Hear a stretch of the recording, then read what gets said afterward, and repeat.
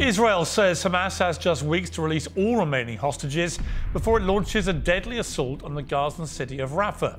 Prime Minister Netanyahu has rejected the latest round of negotiations as delusional. With the Palestinian death toll now exceeding 29,000, pressure on Israel globally is mounting. Brazil's President Lula said it's not a war in Gaza, but a genocide. Is he right? Is it time for Israel to end this war? We've invited two of our most passionate contributors to debate this, the American Jewish political scientist Norman Finkelstein and the author Rabbi Shmuley. October 7th. Let me ask you this. 1,200 Jews were burned to death, slaughtered, and no democracy should allow that, except for one person, Norm Finkelstein. He's suffering from Judeo-dementia. It's not Shmuley who suffers dementia. Rabbi Shmuley seems incapable of processing very basic facts. Do you think that, in principle, Hamas should stay in power? Answer the question. Allow me to finish. Your debating style is to drone on, coma-inducing. That's how you debate. You try to put your opponents into slumber, for God's sake. How about letting me decide whether it's a simple question? I don't think you have to be a professor to answer the question. Should Hamas stay in power? Welcome to both of you. Let me start, if I may, with you, Norman Finkelstein. Good to have you back on Uncensored. Thank you for having me. We seem to be reaching a point here where something has to give. Either Israel stops obliterating Gaza and killing so many innocent people in the process, or I'm not sure what the alternative is. How do you read where we are with this war? There are many ways to read it. You can read it politically, you can read it militarily, you can read it strategically, or you can read it from a point of view of human rights and international law, so long as it bears on human rights. Now, when it comes to the very last consideration, I think it's very clear how we should read it. Namely, the International Court of Justice, the supreme judicial body in the world, has said that Israel is under two obligations. Obligation number one is to honor the laws of war in what it's doing in Gaza. And obligation number two, Israel has to provide humanitarian aid and assistance to the people of Gaza. Those are its two obligations under international law.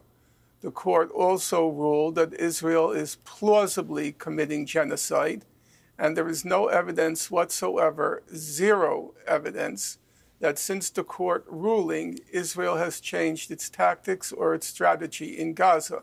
So as of now, as we speak, Israel is still, by the conclusion of 15 judges in the International Court of Justice, 15 of the 17 judges, Israel is committing genocide or plausibly committing genocide, and it's not honoring its obligations as they were spelled out by the International Court of Justice. OK. Rabbi Shmuley, you tweeted this morning when we booked you for this debate. You called Norman Finkelstein an anti-Semite. You said, "You have my word that, God willing, I will digitally decapitate, digitally disembowel and digitally destroy him." Do you think that was the right kind of rhetoric before you try and debate such a serious matter? First of all, thank you for having me back, Pierce. It's nice to see you. And Norm, I hope you don't mind if I call you Norm. You can please call me Shmuley. Norman Finkelstein is on the show for only one reason. If the journalistic idiom that Jews are news is true, because Israel's this big, it gets this much attention, then how much more so Jewish anti-Semites get the brightest headlights. Norman Finkelstein is the foremost Jewish anti-Semite on planet Earth. He actually attacked his own parents, whose only crime was to be Jewish. Their entire family was annihilated in Warsaw They're not victims. They hated Germans and wanted them dead. He didn't think to himself, maybe my parents wanted the Germans to suffer to stop the war, to break the will of the German people, to stop murdering, gassing 10,000 Jews per day. His hatred of the Jewish people has extended even to his own family. He calls Israel a satanic state that comes from the boils of hell. He calls it a vandal state. He said that the 15 people murdered in the Charlie Hebdo massacres, he has no sympathy for them whatsoever. But this is the most telling thing of all, and you discussed this the last time. He said, on October 7th, hours after the massacre of 1,200 Jews started, he wrote, "It warms every fiber of my soul to see the children of Gaza smiling as their arrogant Jewish supremacists that have been humbled. The stars above in heaven are looking down. Glory, glory, hallelujah." Let's just go through this. 400 women shot in the genitals, their breasts cut off as terrorists played with their bloody breasts like a football. Glory, hallelujah. Women shot in their genitals, Norm. Glory. You should be a televangelist. Glory. Hallelujah. Children burned to death and beheaded. Glory. Hallelujah. Come on. Come on. You're a fair person, Pierce. This is exactly what your friend Douglas Murray said, because he refuses to debate Norman Finkelstein. He called him a sociopath. He said Norman Finkelstein is a psychotic. He's not on your show because he's a serious academic. Wolfgang Benz, professor of Ellingen, who was one of the foremost German historians of the Holocaust, said the only thing interesting about Norman Finkelstein is that he needs a psychiatrist. Okay, well, look. Professor Wolfgang. Wait, one second. Professor Wolfgang. I want to just ask you this, though. You see, it's interesting. Norman Finkelstein gave I thought, a pretty measured argument in response to my first question. You've gone ad hominem immediately and attacked the man, not the issue, and not the question that I asked you, which is to respond to what he was saying, which is a growing feeling around the world, by the way, that Israel is now committing, as he put it, as the court said, a plausible genocide. I don't happen to think it is genocide they're doing, but what I do think is happening is that there is a shameful number of innocent women and children being slaughtered on a daily basis, and I don't see what the end game is other than the obliteration of most of Gaza and many people living there. So to answer that point, let me answer your question directly. First of all, when you quote President Lula of Brazil, he is a criminal who served in jail for corruption. He has zero credibility. He also knows nothing about history. 10,000 Jews were gassed a day for 4 years after the Wannsee Conference in January 1942. To compare that to Gaza is an abomination. Secondly, Norman Finkelstein is a liar. The International Court of Justice specifically said that Israel is not committing a genocide. So when you tell me, why do I go after ad hominem? I'm questioning his academic credentials. He just lied on international TV. South Africa sued to get the ICJ to declare that Israel's committing a genocide, and they said they're not committing a genocide, and they said they would not stop the Israeli offensive. That is a straight-out lie and fabrication. All right, if you're going to call... hang on. No, if you're going to call him a liar, amongst other things you've called him, I'm going to go back to Norman Finkelstein and get him to respond to that. Would you like me to respond now? Yes, please, yeah. I think it's only reasonable you should, yeah. Well, I'm not sure what was the purpose to inviting either me or Mr. Shmuley to this program, because obviously we are on two entirely different wavelengths. Mr. Shmuley is in the business, which is not surprising, of character assassination. He's in the business of libel. That's his job, because where he have to confront the facts, he would be in a very difficult situation. So let me make one clarification. None of my remarks bear on my personal opinions. I simply am repeating what the documentary record shows. Now, according to Mr. Shmuley, I am a liar because, according to Mr. Shmuley, the International Court of Justice explicitly concluded that Israel was not committing a genocide. Now, I would say that Mr. Shmuley is suffering from what I would call a Judeo-dementia, because there is no possibility on earth that any rational human being could have read the opinion or the ruling rendered by the International Court of Justice after the South Africa application and after the oral proceedings. There's no possibility on earth that any rational person can conclude that the International Court of Justice ruled that Israel was not committing a genocide. So we now have two difficulties. Number one, Mr. Shmuley seems to think his purpose to being on the program is to personally attack me, the Latin term ad hominem attacks. Number two, Rabbi Shmuley seems incapable of processing very basic facts. If Mr. Shmuley believes that the International Court of Justice ruled explicitly that Israel was not committing genocide, if that's what he truly believes, then I would say he's suffering from some form of Judeo-dementia. Okay, let me bring in... May I respond? Yes, you may, yeah. Okay, thank you. Thank you, Pierce. You know, it's interesting, Pierce, that you and Norm are saying that I went ad hominem. No, I did not. I quoted his own words of Jewish anti-Semitism, vitriol, which are so extreme that they're shocking. I told you, he called his own parents haters of Germans. Not the Germans hated his parents and annihilated his family. His parents hated the Germans. But now he just now says, I suffer from Jewish dementia. Notice, it's not Shmuley who suffers dementia. It's always Jewish dementia. It's always Jews. Norman Finkelstein has now accused Israel of 5 different genocides. 1982, he accused Israel of genocide in Lebanon. It went on 2006, 2009, 2015. Now, this is the 5th. That means we Jews, I always thought Jews suck at sports and PR.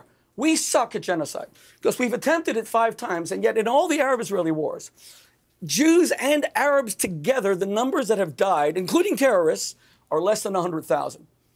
Bashar al-Assad next door killed 600,000 in 2 years. We Jews ought to go to him and ask him, how do we finally do this? Because according to Norm, we've tried it for 30 years and we can't do it. In fact, since 1967, when Gaza came under Israeli control, the population of Gaza grew by 1 million people. How is that a genocide? Now, when Norm says that the ICJ said that Israel's committing a genocide, I repeat, Norm, respectfully, you are a fabricator. They said specifically that Israel has an obligation not to. South Africa asked for a cessation of hostilities. They refused. They repeated that refusal last week. How you could get on this program and actually fabricate, well, I guess I know why, because even your mentors, Chicago professor Peter Nozick, calls your scholarship, quote, trash. And this is trash because anyone can Google what we're saying. Yeah, but Rabbi Shmuley, look, I'm going to jump in again because, again, what you're doing is attacking your other debater here. He said I suffer from dementia, for God's sake. Why don't you call him out on that? Dementia? Seriously? With respect, what you're not doing is answering the specific questions. There are many, so I'm going to answer the question. Okay, you know there are many people around the world increasingly concerned about the scale of Israel's response, the appalling death toll of children, the appalling number of children also being orphaned, the appalling number of women being killed, innocent women, and they don't see an end game. They just see Israel continuing to bomb, kill. But how does this end? If the next stage is Rafah, which now has 6 times as many people in it as it did 4 months ago, and is a huge refugee camp, and you're trying to find just a few thousand Hamas amongst over 1.5 million people, then you're going to get even more people around the world saying this is a senseless way of conducting war. Now, what do you say to that? I hear you. Okay. In the lifetime of your parents, the greatest statesman of the 20th century, Winston Churchill, fought the greatest evil the world had ever seen. Now, the Americans used something called a Norden bomb sight, and they only bombed during the day, and they lost so many crews as a result. It's a phenomenal new Apple series called Masters of the Air that shows this. The British came to the Americans and said, are you guys crazy? You're sending your pilots to die during the day? And the Americans said, well, we want to make sure we are not hitting civilians. We're hitting military sites with this it was the second greatest invention after the atomic bomb of the Second World War, the Norden bomb sight. That's not what you and the British did. You bombed at night indiscriminately, murdering millions of civilians. So by the definition of Norman Finkelstein, who says that whether you intentionally target civilians, which Israel does not, Israel loses hundreds of soldiers. But the whole point, with surgical strikes. Rabbi Shmuley. Wait, no, but I'm asking, but I need to put one question to Norman Finkelstein. Let me respond to your argument. Was Britain a terrorist state fighting the Nazis? Okay, yes or no? I will come to indiscriminately. Yes, I'd like to hear his response. Let me ask Norman that. What I would say to that, for what it's worth, is that there was huge regret over things like the carpet bombing of Dresden, which led directly to Cologne, Essen, Dresden. Which Dresden was led the end of the directly, war. by the way. It was April 1945. I'm just saying. Let's go to Cologne. Let's go to Dresden. Let's go to Hamburg. Let me finish. Yes. Which led directly to the Geneva Convention to try and prevent these things happening again. Many people think what's happening now in Gaza is a form of that happening again. Norman Finkelstein. No. What's happening in Gaza is what the Americans did with a Norden bomb site. The Israelis are using surgical targeted strikes. Well, they're killing a lot of children. Because Hamas lives under their homes. If Israel's builds. Rabbi Shmuley, with respect, if Israel's being that precise, why is it killing so many children? Firstly, I want to know what is the accuracy of your numbers, because I trust Hamas as much as I trust they're complete liars. Secondly, Hamas, unfortunately, wants these children to die, because the more that die, the more you're going to challenge me on TV. Israel wants them to live. Israel withdrew in 2005. Hamas builds their military installations under these children's homes, under their kindergartens, under their nurseries, under their hospitals. All right, let me bring in. We now found 350 miles of tunnels under children's homes. That's the size of the New York subway system. I want to be fair to both sides on time. Norman Finkelstein, your response. What would you like me to respond to?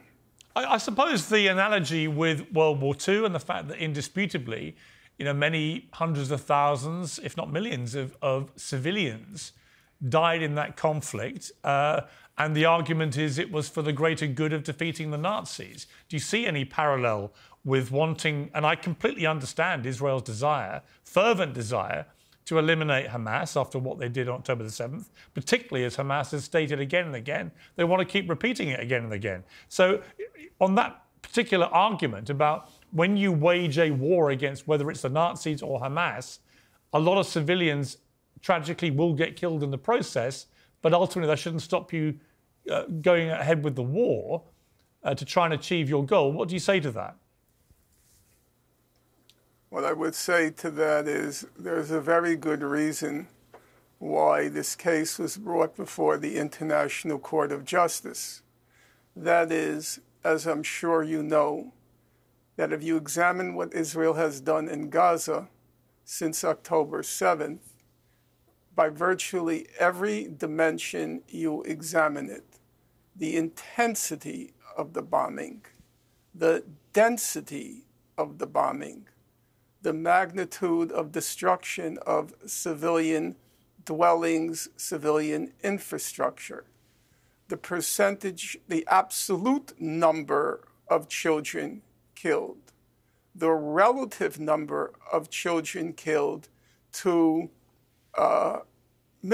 combatants killed, the percentage of women and children versus men killed, the number of medical personnel killed, the number of journalists killed, the number of UN workers killed. By virtually every dimension that you examine the conflict, by virtually any and every metric that you examine the conflict, Israel's assault on Gaza, which we should bear in mind is among the most densely populated places on God's earth, and it has been sealed off from humanity since 2006. As Giora Eiland put it in March 2004, Giora Eiland was the head of the Israeli National Security Council. He described Gaza, and I'm quoting him now, as a huge concentration camp. That's not me, that's Giora Eiland, the former head of the Israeli National Security Council. So, if you put all of these metrics together, and you put in and you add in the context being a concentration camp in which half the people are children, 70% are refugees. If you add in the context and the metrics, there is a very good reason why Israel was brought before the International Court of Justice. Now, Mr. Shmuley has every right to question the authority of the numbers, the figures, and so forth. I am a strong believer in the right of Holocaust deniers to make a case before the public because, as John Stuart Mill once put it, we are all fallible, and being fallible, we have to always have a place in our minds open to the possibility that we are wrong. So, like Holocaust deniers, I do believe that Rabbi Mr. Shmuley should have the right to speak. However, granting that right, he has a very tall order. If a Holocaust denier wants to deny the Nazi Holocaust, he or she has to refute a vast corpus of scholarship attesting to the reality of the Nazi Holocaust. In the same way, Rabbi Shmuley, if he wants to deny that a plausible case for genocide can be made in Gaza, he has to refute a vast body of documentation. And that documentation ran, as it was presented by the South African application, it ran to 84 single-spaced pages with literally hundreds and hundreds and hundreds of footnotes. Now, that's the first hurdle. Are we really allow me to finish. Come on.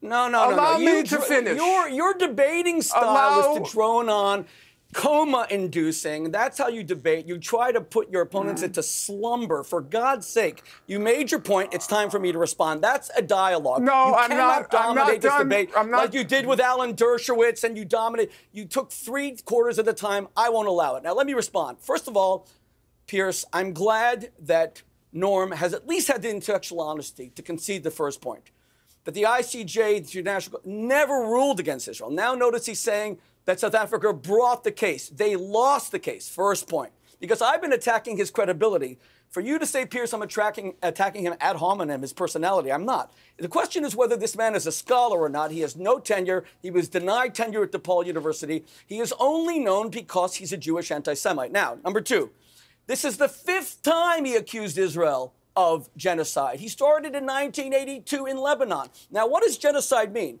It was coined by a Holocaust survivor in 1947 named Raphael Lemkin.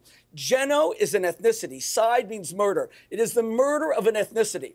Norm needs to make the case that Israel is slaughtering Palestinians because they're Palestinians and Arabs and Muslims. Well, then how does Israel have 1.9 million totally safe Israeli citizens who vote in the Knesset, an Israeli Arab judge who put an Israeli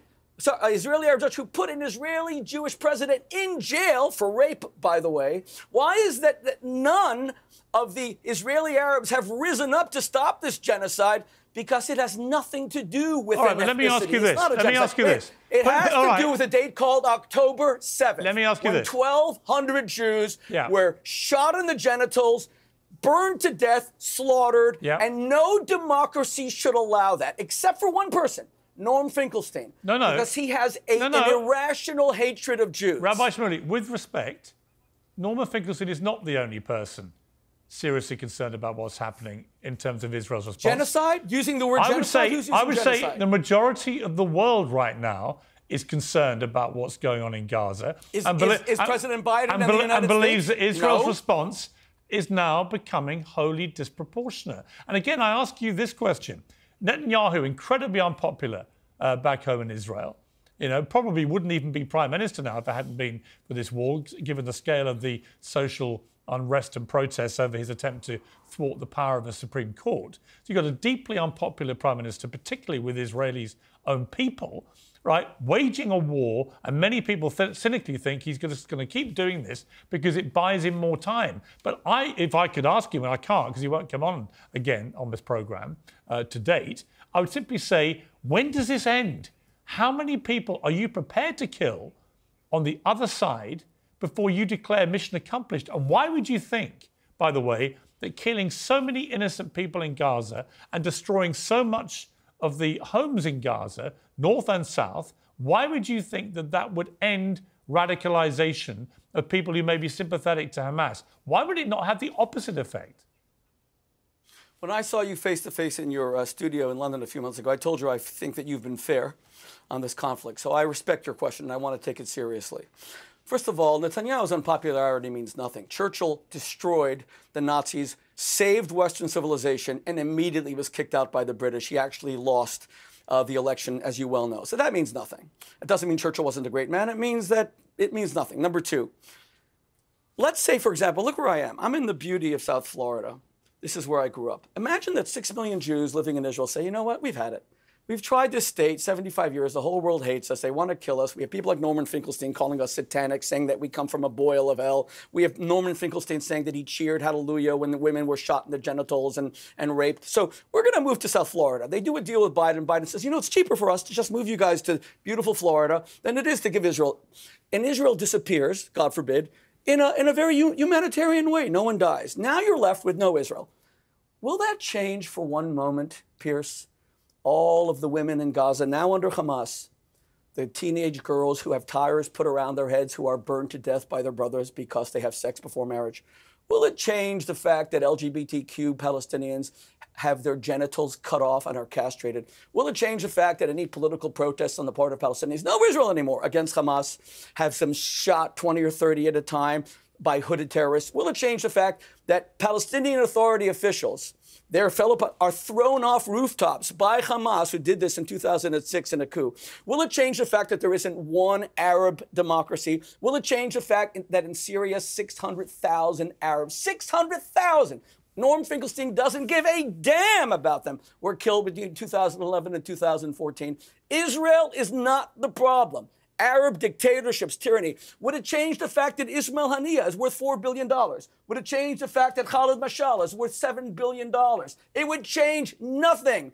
If Israel left the Middle East, the Arab world is still in crisis. Killing teenagers, killing LGBTQ, destroying democracy, all dictatorship, kleptocracy. You have Mahmoud Abbas, who's a billionaire. You have Yasser Arafat, who not only died on the Forbes 400 richest men in the world, which is shocking, but his wife still lives in a penthouse paid for by the Palestinians in Paris. And one final thing, when Norman Finkelstein fabricates and says about the terrible plight of the Palestinians in Gaza, they were given about $100 billion over the past 18 years.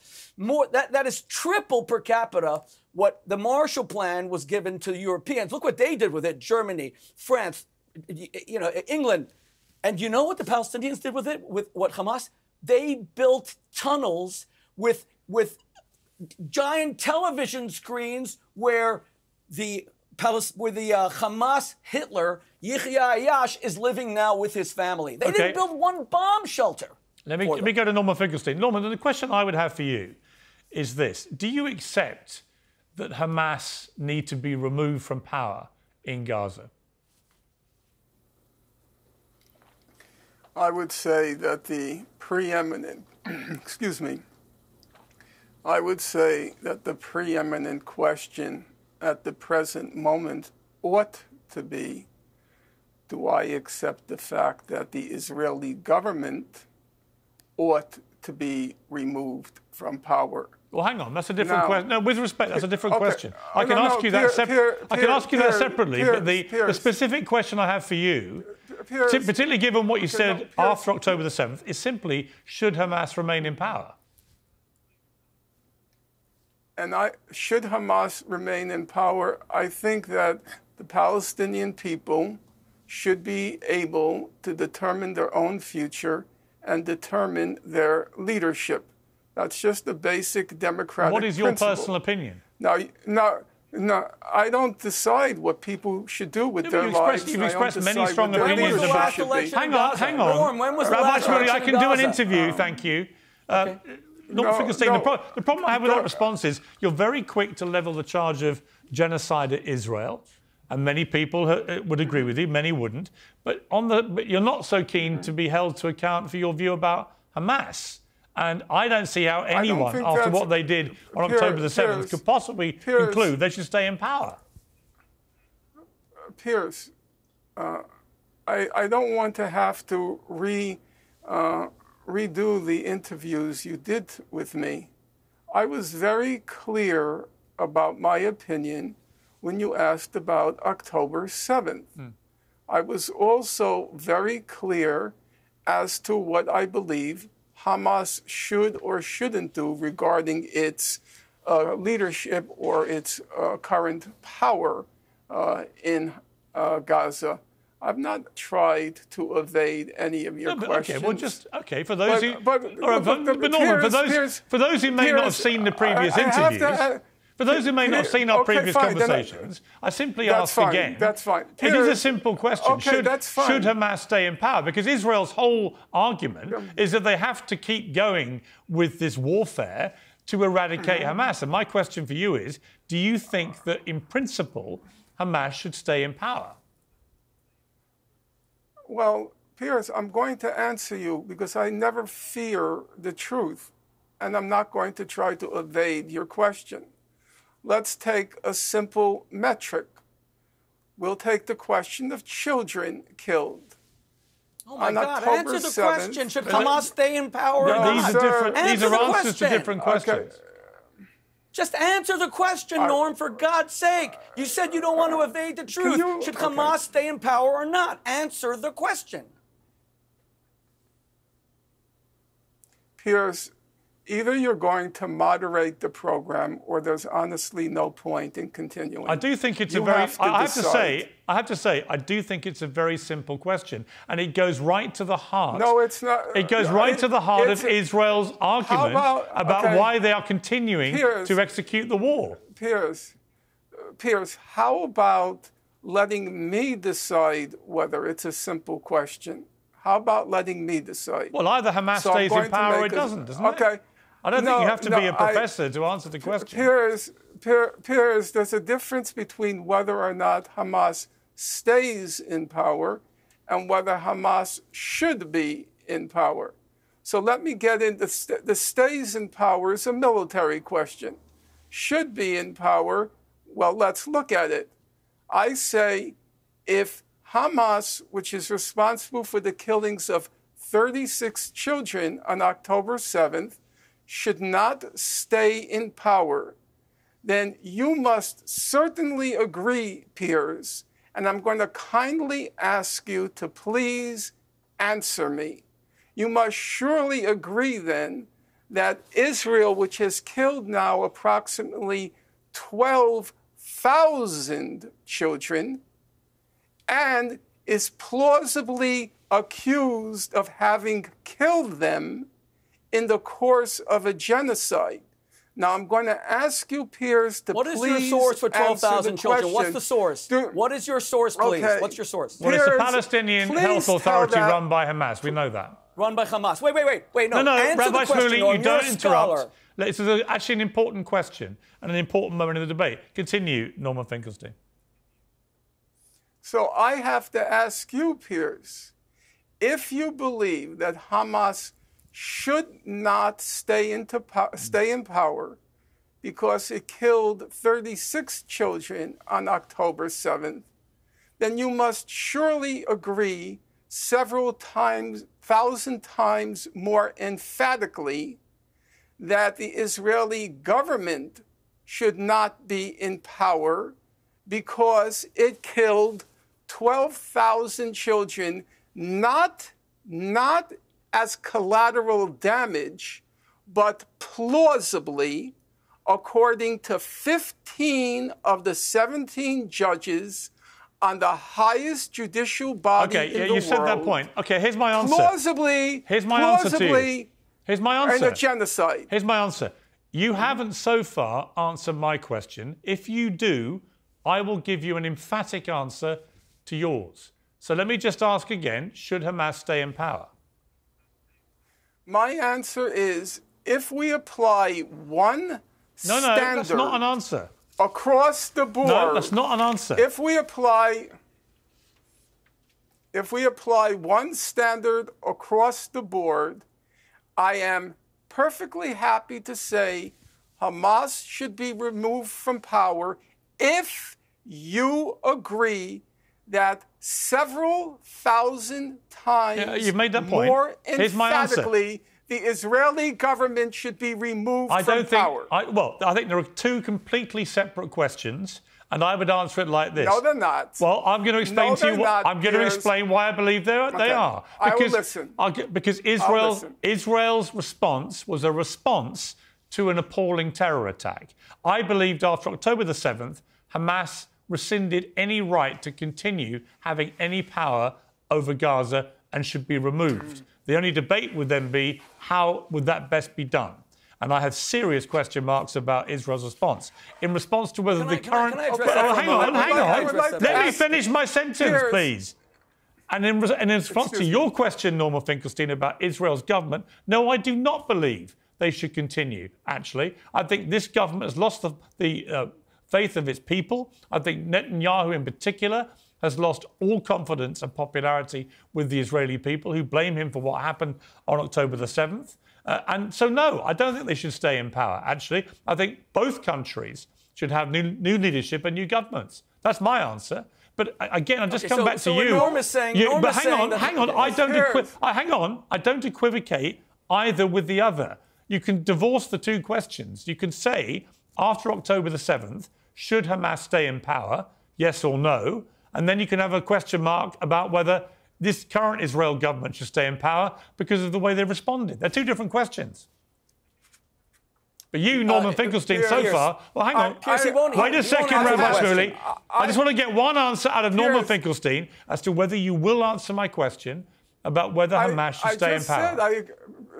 Piers, if you use a single standard across the board, then I accept your conclusion. So long as you're being morally as well as legally consistent, I have personally no problem with that conclusion. However, I would want to say, Piers, and I'm trying to be honest, but also intellectually consistent in this matter. You said that Hamas disqualified itself from leadership because of the atrocity that was committed, or atrocities that were committed October 7th. Yes. Now, if you agree with the head of the National Security Council of Israel at the time, in 2004, that Hamas is a huge concentration camp. I'm quoting him now. Gaza, you mean? Would you also agree that October 7th was a reaction to confining 1 million children in a concentration camp? Okay, Piers, he's not answering your question. He never will. But Piers, I have to be fair. All right, let me bring in Rabbi Shmuley, because you've been waiting patiently. More patient than you normally do. Every time, there's one main reason I wanted to do this debate, and Piers, thank you for having me. I'll tell you what it is. There were 6 million Jews who were turned into ash and lampshades and shot, and they're in, graves. They have no voice. Their only tomb is our memory. Norman Finkelstein is a Holocaust denier. he has said that David Irving, the #1 Holocaust denier on earth, who Britain despises to their credit, who lost huge against Deborah Lipstadt, he said he's a great historian. Every time he calls Gaza a concentration camp, as if there's gas chambers there, as if there's SS Einsatzgruppen going around shooting Palestinians, he denies the whole. He is a Holocaust denier. Now, why does this matter? Because why won't Norman Finkelstein answer your simple question about whether Hamas should stay in power? And don't tell me this is ad hominem. In 2016, he gave an interview where he said that he essentially makes his income through giving speeches. He said that he gave 40 slips to his accountant for speeches against Israel. That doesn't mean he doesn't mean what he says. No, wait 1 second. Hold on. It doesn't mean he doesn't mean what he says. To 4. No, 1 second. Hold on. If he attacks Hamas, he said that his speeches went from 40 to only 4. He'll be down to 0. Now, here's the point. You're right. It doesn't mean that. But when you pressed him in your first debate, and you did so admirably, Pierce, Shani Luke's parents stayed at my house for the past 10 days. She was the woman who, within an hour or two of the attack, the German-Israeli woman, was put dead, shot in the head, stripped naked. I maintain that she was the most desecrated woman in world history in terms of how many people saw her naked body. As that was happening, Norman Finkelstein wrote, "It warms every fiber of my soul" about these scenes in Gaza. And glory, glory, hallelujah. Now, to your credit, you pressed him on this in the first interview. And you know what he said? He said, "I had no idea. I only thought 50 Jews had died. I didn't know 1,200. So 2 questions. Number 1, Norman Finkelstein, how many Jews need to die before you are no longer celebrating their death and saying, glory, hallelujah? Is it 51? Is it 500? You know, one black man was murdered in Minnesota. His name was George Floyd, and tens of millions of people marched against his murder. God bless them. But for you, we need 49 other dead black men before they start marching. Number 1. Number 2, what you're confessing, Norm, is that you are a joke of a historian. Because your defense to Piers Morgan was, I didn't know. I have 3 people who do my Twitter. I gave it to them. By the way, I'd love to know even one name of those 3. I dare you to mention their names because I'd like to question them because I believe you're fabricating that as well. I think you wrote this yourself. You did not give it to 3 people who work for you on Twitter. But here's my question. You claim to be a serious historian. What kind of serious historian, before they even know the facts, says, I love seeing dead Jews? You admit you knew nothing. You say that you had no knowledge, and you were saying, glory, hallelujah, may more Jewish women be shot in the vagina and have their breasts cut off. Now, later when Piers Morgan said to you, hey, Norm, at least take it off. At least delete it. You now admit 1,200 died. And you know what you said? It's part of the historical record. So you are a fraudulent historian by your own admission. You said this fraud that you are thrilled that Jews were shot in the vagina, women were gang raped, is part of history, but it's a false history. So to be fair, Pierce, when you tell me ad hominem, come on. The man either has credibility or he has no credibility. Okay. He has no tenure. Yeah. Okay. Let me give the final word to Norman Finkelstein. The issue before us is Gaza. It's not me. Now, there is a temptation, obviously, on my part to defend my professional honor and my personal honor, but I am going to forego that. I'm going to withstand that temptation and end on the note that this conversation began and was supposed to continue. And so I would say that if you are indicting me, then you are also indicting the sanity of the 15 judges on the International Court of Justice, including, quite surprising to me, including the American judge. Now, if you examine the proceedings closely, which I did, each judge had the option of including in their decision what's called a declaration.